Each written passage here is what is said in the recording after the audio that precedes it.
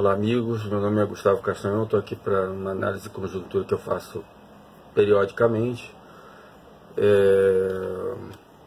para time Ciro Gomes e, enfim, como nós sabemos, acabamos de presenciar, na minha opinião, o dia mais triste que eu pude presenciar na história da democracia brasileira, um dia que só é comparável, talvez só perca em dramaticidade, ao suicídio do Getúlio e ao golpe armado contra João Goulart, em 64. Então, nós, nesse momento da prisão do presidente Lula, precisamos nos localizar geopoliticamente, politicamente, entender nosso momento com calma, com lucidez, porque a gente não pode errar. É claro que são esses momentos que são os mais difíceis de manter a calma e a lucidez, mas exatamente nesse momento que a gente precisa de qualquer maneira conseguir manter os dois e a coragem, né? Bem, existe um erro comum de avaliação por aí que a burguesia brasileira não aceitou, nem a miséria lá do pacto de classes lulista, né, esse seu projeto hipergradual de diminuição de desigualdades, e deu o golpe. É porque a gente odeia essa elite terrível que é a elite brasileira, fica fácil engolir esse discurso, mas é falso, gente. A gente tem que prestar atenção no que aconteceu. Para o Lula ser preso ontem, precisaram botar metade da elite brasileira, uma grande parte, sem exagero, uma grande parte da elite brasileira na cadeia. Os caras foram torturados, passaram 3 anos perdendo seus negócios. Estamos falando das maiores empreiteiras do país, da maior indústria de alimentos do país, da indústria naval inteira, da indústria... Olha, não é brincadeira o que fizeram no Brasil. Então, a burguesia nacional foi rachada para conseguirem fazer isso. Ela estava, assim, aliada a esse pacto de conciliação de classes do PT, do Lula, né? Então, se a gente não entender isso, a gente não vai conseguir sair desse buraco. Quem nos jogou nesse buraco foi os Estados Unidos, foi a ação dos serviços de inteligência americanos no Brasil. Então, a parte da própria classe dominante foi encarcerada para isso. Então, ela foi partida ao meio, de fora. O documento do Assange e do Snowden prova isso. Eu não estou fazendo uma especulação. Isso já virou filme de Hollywood lá com Assange, com o Snowden. São documentos vazados. O Brasil sofreu uma operação, foi o país mais espionado, sofreu a investigação toda na Petrobras, esses dados foram passados, né? A gente sabe para quem, e começou esse processo todo no Brasil. Bem, mesmo a Globo precisou ser arrastada, né, para esse processo, porque está na mão hoje do FBI. Todos os esquemas dela com a FIFA foram pegos pelo FBI. Eles não têm mais área de manobra nenhuma, tão ferrados. Bem, e os prepostos brasileiros, PSDB, SDEM, então nem se fala, esses caras estão todos na beira do encarceramento se seguissem à frente com os processos, coisa que não acontece no Brasil. Eles não queriam estar nessa situação, eles estão todos arruinados eleitoralmente, ok? Mesmo que não vão presos, eles não ganham mais nada. Então, gente, esses fatos narrados desaparecem na narrativa, a mídia noticia, como a espionagem da NSA contra a CIA, em 2013, e depois desaparece, como se não tivesse importância nenhuma. Por quê? Porque são as coisas mais importantes. A gente não reproduz muito esses conteúdos da imprensa brasileira, mas a gente reproduz os silêncios dela. A gente precisa ficar mais atento a isso, ou seja, o que é importante é o que ela se cala.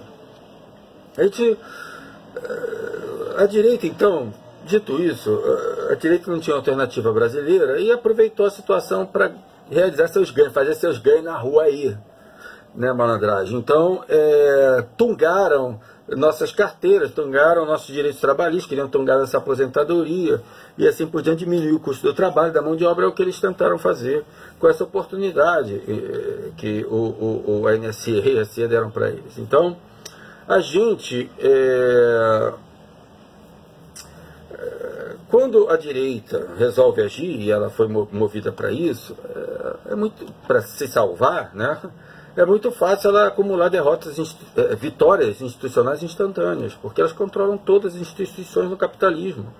Elas controlam o judiciário, controlam o legislativo por causa do financiamento público, elas controlam o poder econômico, controlam a mídia, controlam tudo. Então é fácil para elas darem golpes, assassinarem, né, perseguirem militantes políticos, fecharem o regime, isso é mole. O que é difícil é sustentar depois. Então, apesar das vitórias institucionais deles, eles, em 3 anos de golpe, arruinaram o país. Né? Se você contar desde 2015, toda a desestabilização da Dilma nisso, apesar da responsabilidade da Dilma em dar um choque de juros que ela acusou a Aécia Marina de fazer na eleição, deu logo depois de abertas as urnas, de nomear o empregado do Bradesco formado na Universidade de Chicago para controlar a nossa economia e dar um choque de austeridade. Ela não é culpada só por omissão pela Lava Jato, ela não é culpada pelas pautas bombas que o Congresso se moveu, ela impedia ela de governar, de gerar receita, né? Enfim, da crise política, gerou instabilidade, etc. Foi uma operação, a Lava Jato destruiu 5% da nossa economia. Então, isso dito por consultorias internacionais, não sou eu, nacionais e internacionais. Então, hoje, o que o golpe conseguiu? O PIB despencou 5%, a renda per capita 7%, o desemprego foi de 4,7% ali no fim de 2014, com a Dilma, pleno emprego, para quase 13%, 12%, 7% e tal. Enfim, eles tentaram transformar os trabalhadores em escravos, tiraram todos os nossos direitos, nossos filhos, estão tentando tirar nossas aposentadorias, e, enfim, eles estão muito mal com a população. Veja bem, apesar de tudo isso, o governador de São Paulo, no exercício do cargo hoje, tá, ele não tem 7%, tem 7% das intenções de voto. Os últimos 5 candidatos que a Globo apoiou, Collor, FHC, Serra, Alckmin e Aécio, príncipe das alterosas, eles não podem sair às ruas hoje nem em passeata de direita. São chamados de ladrões. Da última vez que o Alckmin tentou fazer isso na Paulista, foi chamado em coro de ladrão de merenda, fugiu para o carro de novo e foi embora. A Aécio foi expulso de manifestação em BH, chamar ao coro de ladrão, ninguém mais sai. Fernando Henrique não sai de casa. Não, essas pessoas não podem sair de casa. Então, isso é a Globo. A própria Globo é uma instituição mais odiada do Brasil hoje, unânime. É odiada na direita, na esquerda, é odiada pelos bolsominions, é odiada pelos evangélicos, é odiada pela esquerda, é odiada pelo brasileiro em geral. Ninguém acredita na isenção, na credibilidade, não tem credibilidade nenhuma jornalística. O Lula, ao mesmo tempo, né, com essa perseguição absurda ao Lula, enfim, o lulismo todo é identificada pela população mais pobre como, né, aliada dos ricos. Bem, o judiciário brasileiro está em frangalhos, bate boca na TV, dá sentenças absurdas, ridículas, né, que escarnecem. Se fosse aluno de direito hoje, mudava de área. Bem, a não ser que eu quisesse, né? Os privilégios. Então, esses privilégios mesmo, absurdos, imorais, do judiciário, desmoralizam, mas principalmente a parcialidade, a corrupção do judiciário nacional hoje, completamente desmoralizado. Então, gente, por outro lado, a esquerda que sofreu todas essas derrotas institucionais, está tomando até sendo assassinada nas ruas e presa, essas coisas que eu enumerei aqui são vitórias políticas da esquerda, derrotas discursivas da direita, vitórias discursivas e políticas da esquerda.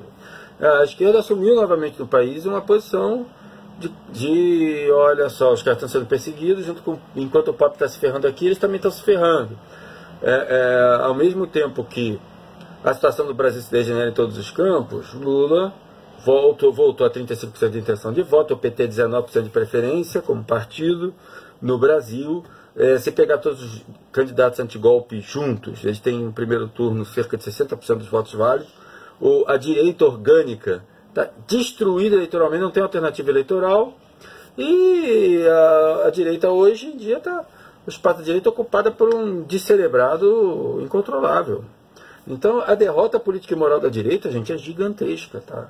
E a tendência é ela ficar maior com essa prisão do Lula, que vai chamar a atenção do planeta, o fato do homem que acabou com a fome no Brasil, indicado Prêmio Nobel da Paz, líder das pesquisas de opinião, foi preso nos braços do povo, né, por um judiciário que nunca prendeu ninguém, nunca fez nada no Brasil, e cuja toda a direita brasileira está fora, não é sequer processada, sequer julgada.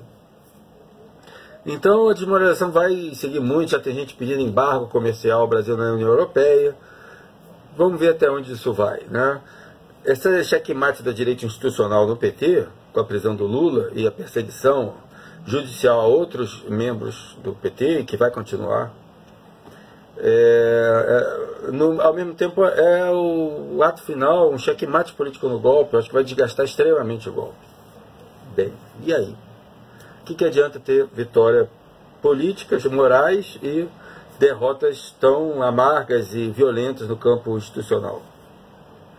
Bem, é lógico, a gente vai ter que transformar isso em vitória institucional em algum momento. Foi o que a direita fez. Ela estava derrotada institucionalmente, mas tinha vencido no discurso em 2013, 2012, 2013, 2014, perdeu ainda institucionalmente, em 2015 foi lá e virou o jogo institucional. Bem, a gente vai ter que fazer isso pelas urnas. A gente não tem judiciário, não tem nada. Então a primeira coisa que a gente tem que fazer é garantir as urnas, né? Porque as eleições estão sim em risco hoje no Brasil. O cenário político se degenera a cada dia, você não sabe o dia de amanhã. O que vai dar?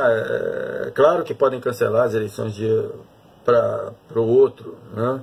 Vários militares se pronunciaram publicamente proibindo o Lula de ter um habeas corpus, quer dizer, não foram diretos, mas é isso que aconteceu na prática. Então, a gente está hoje na mesma condição que nossos antepassados estavam em 65. Ou a gente garante essas eleições, ou a gente vai entrar num período negro de arbítrio, que aí não vai ter nem os militares nacionalistas, não. Vai ser um período negro neoliberal de arbítrio que só vai parar quando o Brasil entrar em convulsão social, se tivesse transformado numa fazenda com toda a sua indústria destruída. Não vai ter sobrado nada. O país vai ser o país mais desigual do mundo, em guerra civil permanente, sem indústria, sem emprego, sem nada. É isso que essa é a obra do neoliberalismo em todos os lugares do mundo, né? Isso aí é história, isso aí não é opinião ideológica. Então, o que fará o Lula e o PT agora é a grande pergunta, né? O PT vive de ilusão para ilusão. Essa é a segunda parte, então, do nosso análise. Ele sai do fascistas não passarão pro não vai ter golpe, depois pro Lula 2018, e agora estão com a ideia de que o Lula vai poder se inscrever. É a estratégia dos caras. O Lula vai poder se inscrever de parte do PT.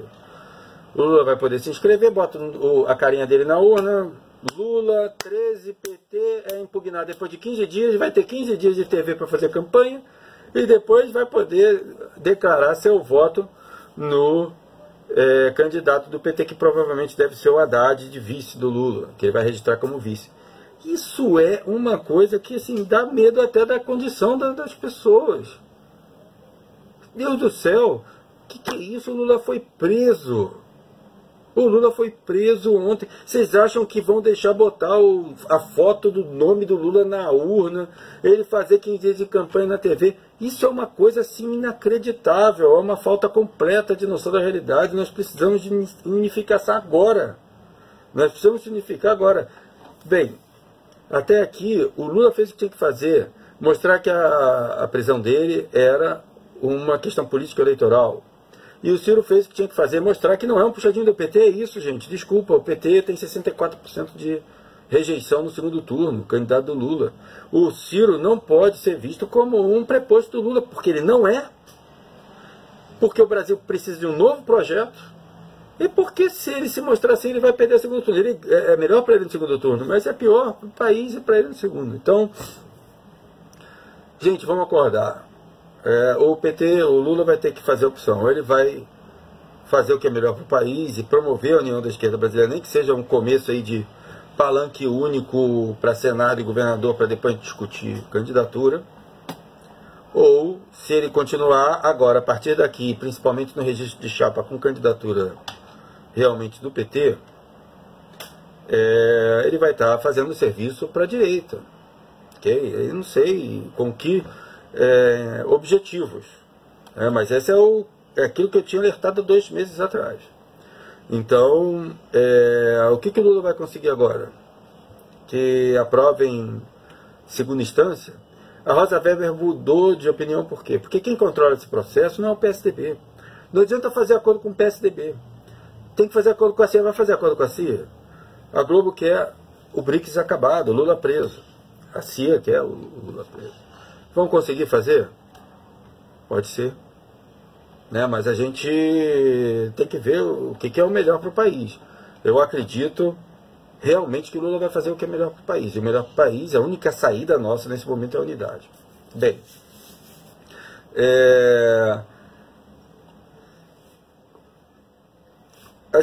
por que o Haddad tem sim condições de chegar ao segundo turno, se for apoiado pelo Lula, tirar, né, outros candidatos de esquerda do segundo turno, e tem zero chance de ganhar? Vai eleger o Bolsonaro, porque o Bolsonaro tem muitas chances de chegar ao segundo turno hoje, por motivos que eu vou dizer, na minha opinião, evidentemente.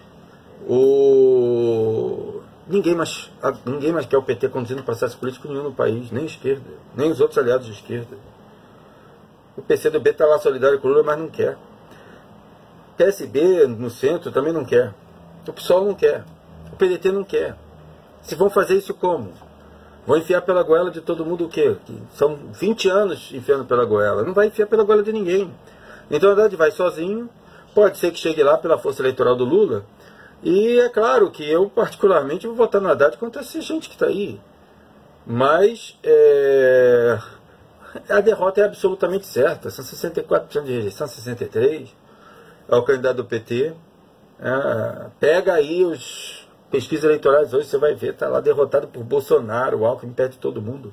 Perde de todo mundo. Isso é uma irresponsabilidade. Uma irresponsabilidade com o futuro das nossas crianças, dos nossos descendentes.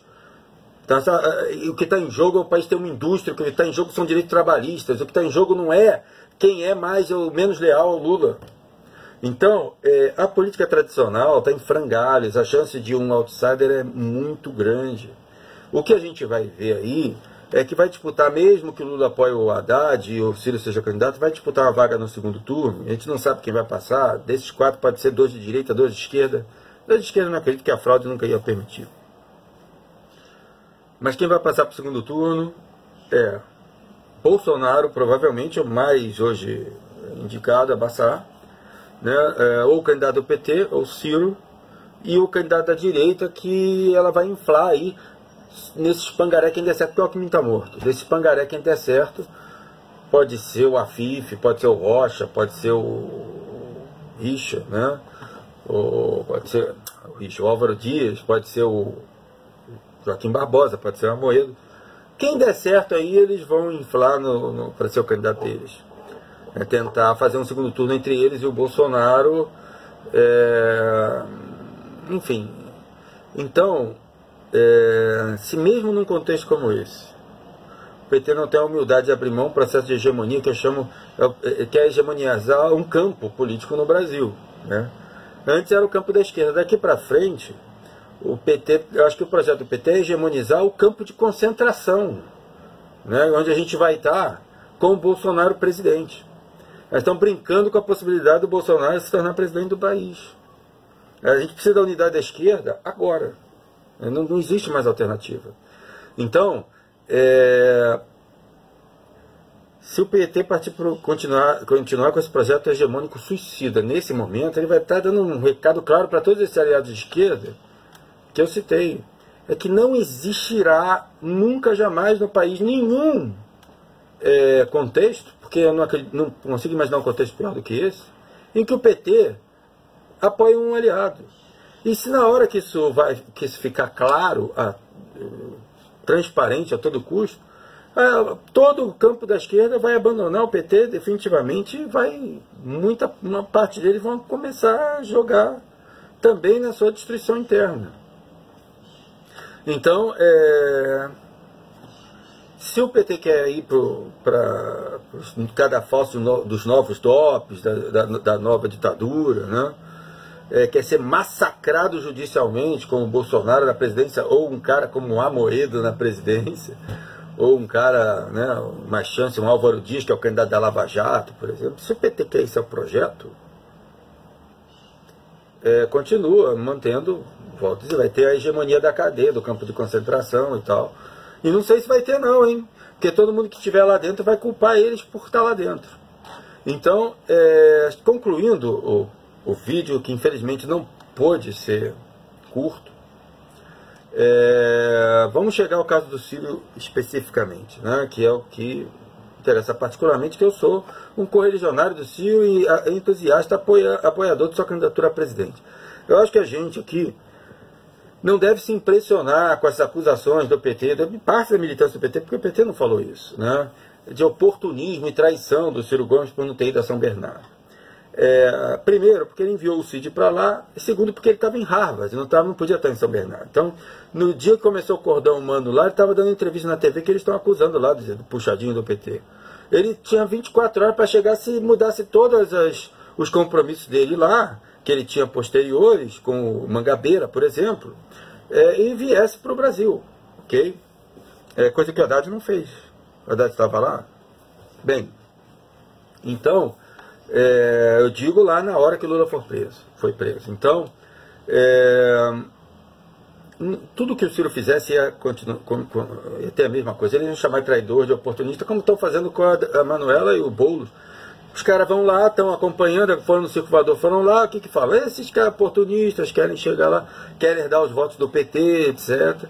E com o Ciro, se chegasse lá nos 45 minutos do segundo tempo, falar agora que vem oportunista miserável. Então, tudo que o Ciro fizer para essas pessoas vai ser errado, não tem jeito, gente. Então, o Ciro manifestou apoio, manifestou solidariedade, o PDT manifestou, teve nota oficial, teve poema até do Lupe na rede. Então, não adianta, eles sempre vão chamar o Ciro de oportunista traidor, porque a grande traição, o grande oportunismo do Ciro para esse pessoal do PT, essa parte do PT, é ter aproveitado a oportunidade desse golpe de Estado e desse momento no país para propor um novo projeto nacional, se colocar como candidato irreversível à presidência da República e defender um novo projeto político para o país que não é centrado no PT de São Paulo. Então não tem jeito, ele vai ser chamado de traidor, o que quer que ele faça. Isso não significa que ele não erre no tom, pode não errar numa declaração, não errar num ato, mas a estratégia fundamental está correta, o que ele está fazendo fundamentalmente está correto. E assim, todo mundo vai falhar na dose. Quantas vezes o Lula falhou na dose, o PT falhou na dose e nos atos, não nas palavras. Bem, vocês vejam um exemplo disso. O meu amigo, pelo menos 247, do meu amigo Leonardo Atucho, cometeu um erro de ênfase contra o Ciro lá numa manchete. Então, um repórter em Harvard. Na verdade, essa resposta do Ciro, que ele não é puxadinho do PT, ele não deu para justificar que não estava na hora da prisão do Lula. Ele deu para justificar uma pergunta do repórter sobre por que ele não estava no Circo Voador uma semana antes. Então ele falou, não, eu não sou puxadinho do PT, nunca fui, nunca vou ser. E é verdade, é isso que ele tem que falar mesmo, não é, e a gente não é, e acabou, e não vai ser nunca, porra. Agora, a matéria, então, acaba induzindo o leitor a achar que ele respondeu isso para justificar que não estava em São Bernardo. Pô, ele não estava em São Bernardo, estava em Harvard, cara, você deu na mesma entrevista que ele falou isso. Então, a militância petista de rede, filiados, a gente tem que lembrar que não representam o eleitor médio do Lula, não. Né? Grande parte compreende essa postura do Ciro, embora tenha críticas, ok? E uma parte menor faz esse discurso virulento, brutal, etc., que sempre fez contra aliados, todos os aliados, desde o Brizola, todos, né? Os que mereciam e os que não mereciam.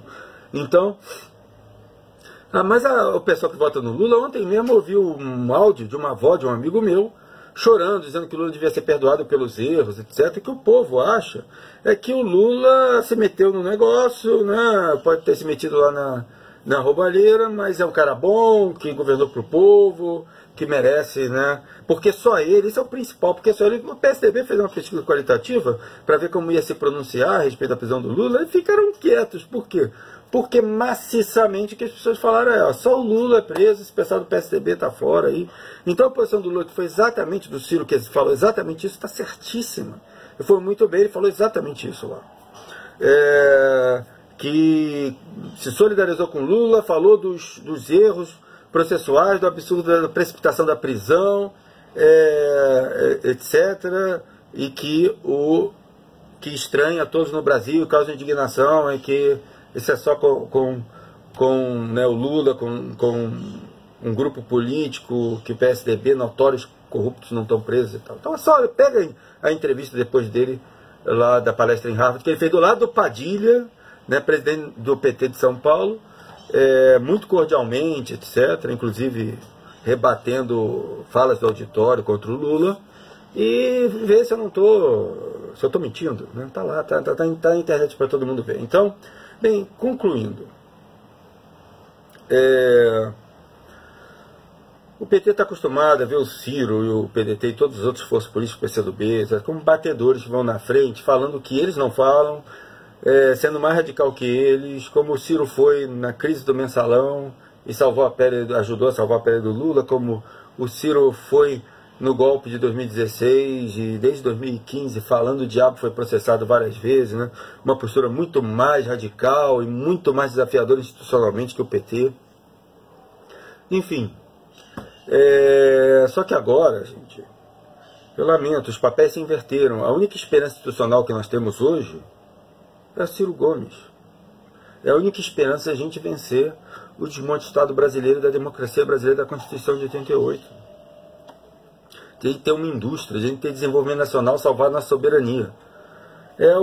Se ele fosse apoiado pelo Lula, automaticamente o Ciro estaria com 20% das intenções de voto, ninguém tiraria ele do segundo turno, no segundo turno ninguém de qualquer um. É o que as pesquisas mostram.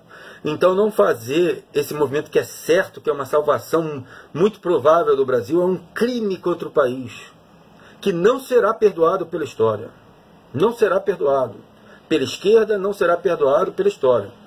Então, agora os papéis mudaram, o Ciro tem que ser cuidadoso, o Ciro tem que preservar as relações institucionais, se ele quer restaurar as instituições brasileiras, fazer um reformismo, é um reformista, é isso aí. Tem revolução, está à vista aí? Alguém está com a tropa preparada para fazer a revolução no Brasil?